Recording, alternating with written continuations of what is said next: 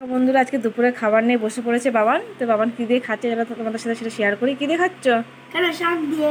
শাক ভাজা আর কি আছে? শাক ভাজা, হ্যাঁ। তারপরে এটা উচ্ছে ভাজা দুটো, ফটকা আছে, মাছের ফটকা? হ্যাঁ, তারপরে মোরলা মাছ মোরলা ভাজা মাছ আছে। এই যে এটা হচ্ছে কলা পাতায় মোরলা মাছ ভাজা। এটা হচ্ছে ট্যাংরা মাছ ভাজা। ট্যাংরা মাছ ভাজা। এটা হচ্ছে রুই মাছ রুই ঝাল। মাছ। আর এটা হচ্ছে আলু কুমড়োর তরকারি। হ্যাঁ, আর এখানে আছে ঘাটকোল পাতার এখানে বাটা। আছে ঘাটকোল পাতা। তখন কি দিয়ে শুরু করবে? মনে করতে যাও। শাক। শাক ভাজা দিয়ে? তো শাক ভাজা দিয়ে খেয়ে দেখো কেমন হয়েছে। আজ কে রান্না করেছে আজকে? তুমি না, ঠাম্মি তাকাও, তাকিয়ে বলো। ঠাম্মি খেয়ে দেখো কেমন হয়েছে।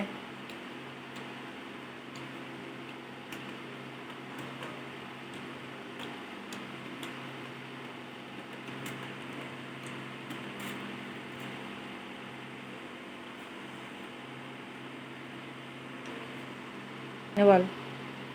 খুব ভালো হয়েছে। এ দেখো আবার দাদা কত মাছ নিয়ে এসে দেখো। কি মাছ আছে এখানে? সিলভার আছে আর তেলাপিয়া আছে। এই মাছ আবার রাতে রান্না হবে।